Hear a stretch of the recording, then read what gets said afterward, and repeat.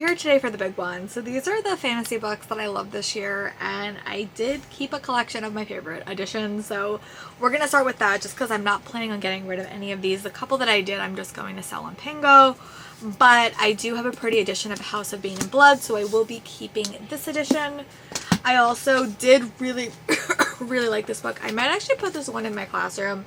Extraordinary Quest for Amateur Witches by Kayla Cottingham. It didn't make my top reads, but I did enjoy this one a lot.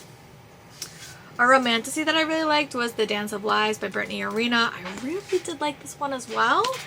And then The Dagger and the Flame by Catherine Doyle was another one that I found to be a very fun, like, city-themed book, like an urban setting, and I like this one. I want to read book 2 soon. And then I have a couple of double editions. So I have my pretty Owl Crate of the Enchanted Greenhouse by Sarah Bethers. This did make my top reads of the year list, but I just got a pretty edition so it matched my other one.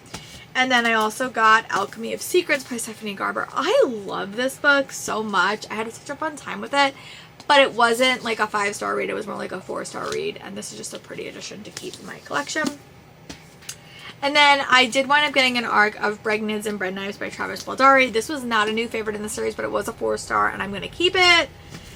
And then another one that I just want to keep the series is Can't Spell Treason Without Tree by Rebecca Thorne. I have to read book 2, but this one was fun. It wasn't like a new favorite, but I did like it. And then this is for my friend Kari, Alchemy of Secrets. My friend wanted this book, so I'm going to save this book for her as well, but that was an arc that I did get. And then this did make my end of the year list, but Lady Night I have a nicer copy of, especially because I ripped the arc. And then one that I just want to shout out because I really did like it when I was reading it is Forgery of Fate by Elizabeth Lim. Beautifully written. So here are books that didn't like make my top reads, but I still think that they're worthy of being mentioned about. And yeah, and now let's get into the good stuff. My top fantasy / sci-fi books of the year.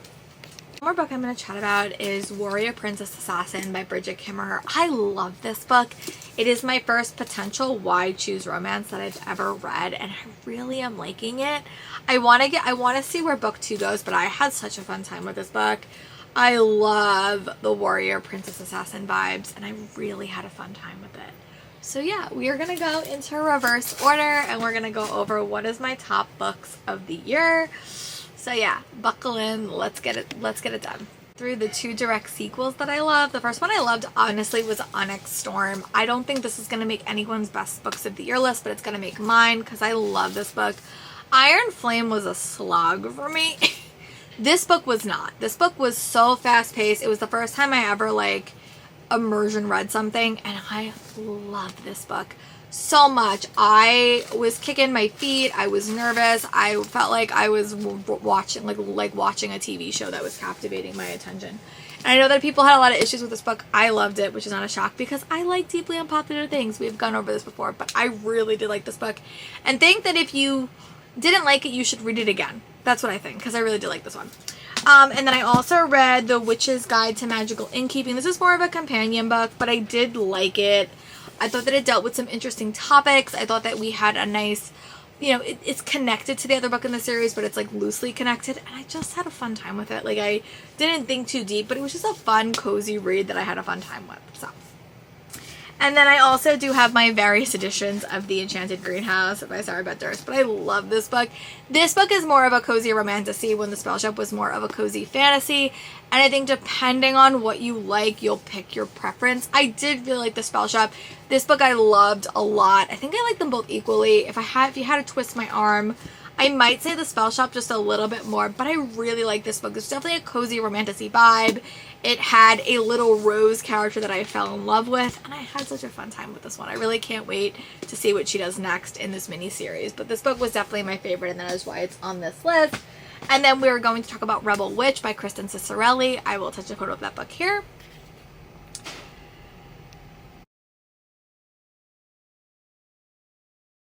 Another book that I really did enjoy was a solid sequel. I think I gave it like 4.75 stars, rounded up to 5 on Goodreads. I really did like this series, and I was so nervous at the end of Heartless Hunter because I thought that they were going to do a twist that I didn't like. They did do the twist I didn't like, but they did it in a really good way, and I love this. I actually want to read more by this author. I have a lot of books on my TBR that I haven't read by her yet, but I love this book. So, and then we have a couple of ones that I haven't heard a lot of people talk about. Well, one that I did really like was Fear the Flames by Olivia Rose Darling. I love this book so much.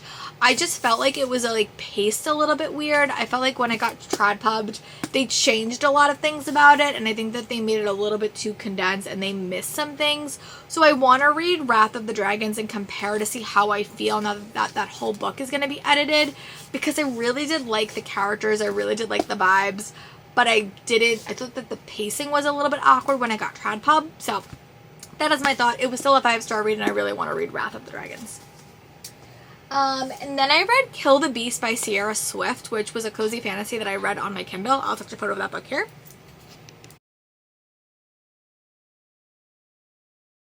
This is one that I also really did enjoy. I thought this was not what I was expecting, but basically you follow this monster killer, and this guy comes and kind of says, there's a monster in my little town, I need you to kill it, and things kind of go from there, and it's obviously a romantasy. What an unexpected twist. I really liked it. I gave it 5 stars, and I want to read more by this author in the future. And then I wound up reading A Curious Kind of Magic by Mara Rutherford. I love this book. This book was like a cozy story that just I needed. It had like a trio of characters that were kind of forced together to team up to save the world on a lesser scale. We had a romance that I was loving, and we just had a cozy vibes. It's fun because it says it's for fans of Howl's Moving Castle and Little Thieves, which I like neither. But this book really worked for me. I want to read more by this author. I have a lot of her books on my shelves. So this one was very fun. If you're looking for a cozy fantasy that has a romance but also has like found family vibes, I'd pick this one up. And then I wound up reading Wings of Starlight by Alison Saff. This is a book that I loved. It is a no spice romance. I will say that. There's so limited spice, and I think that if you're a true HEA person, you may not like this book. But I loved it. It was just very sweet. It just was like a very sweet romance. I would give this to my kids in like a heartbeat. But I had a fun time with it. And I just think it was like, I didn't overthink it. Is it a traditional HEA? Probably not. But I just had a fun time with it. It was super cute. And it was one of those Disney books that I finally got around to reading, which is exciting. And then I read The Rose Bargain by Sasha Payton Smith. And this is Bridgerton with like a dash of magic. I wouldn't say it's like a full magic, but it does have a dash. And that is where it was. I really did like this book. I really want to read The Thorn Queen. But if you like your stories with a dash of magic, this was definitely Bridgerton meet the selection with a dash of magic. I would pick this one up. And yeah, this is my Pretty Fairy Limited Edition, what I am not getting rid of. I know everyone and their mother wants this. But yeah, I really did like this one, and I'm excited to read the sequel soon. And then we are going to talk about Lady Night by Amy Kaufman and Megan Spooner. I love this book. It was very cute. I really want to reread it now that like I'm not in the cruxes of my shows, because I feel like even though I did give this book 5 stars, I think on reread I might love it even more. But basically you follow a main character who teams up with a princess to kind of save her from all these men that are kind of trying to win her as a prize, and the story kind of goes from there. And I know that we're getting a sequel this year, so I really am hopeful more people will read this. This is a sapphic love story. Basically, what if Nighttale had women in it, or Nighttale had more prominent women? And I love this book. I gave it 5 stars. And then we are going to chat about The Wind Weaver by Julie Johnson. This is a romantasy that has elemental magic at the heart of it. I love elemental magic. That is like one of my top favorite tropes. A couple of these books in here do actually have elemental magic, but this one was a romantasy that just worked for me. I tabbed the hell out of it, and I just love this book. This book was such a fast-paced read, even for being 500 pages, and I love the characters. I really am excited for Sea Spinner. And then another Owl Crate that I read is Of Flame and Fury by Michaela Bride, and this was a Phoenix Writer story, and I just love this book so much. We had an unexpected hate to more romance. We had a found family vibes. All the vibes really worked for me, and I love this book so much. It had an unexpected twist at the end that I did not see coming, and I really am excited for the sequel in 2026. And then we are also going to chat about Heir of Storms, which is another elemental magic story that I devoured. This has twins at the heart of it, and it has a character that has, I think she has magic, but it's like not the magic that she is. Okay, she's born into a fire-wielding family, but she has water magic, and that is kind of unallowed, and she like caused a lot of controversy, but it's just a fun story. I read this so long ago, but I love this book. I have an arc of the sequel, and I think if you like elemental magic, you should definitely read this book as well. And then the first book I read this year is definitely one of my favorites of the entire year, and that is Language of Dragons by S.F. Williamson. This is a World War II story, but what if the Nazis were dragons? Or the opposing party was dragons? And this had to do with a lot of translation services. I think if you like historical fiction with a dash of fantasy, you should definitely pick this book up. It just gave me Pride and Prejudice or like Bridgerton vibes, but also with dragons, and I really did like this book.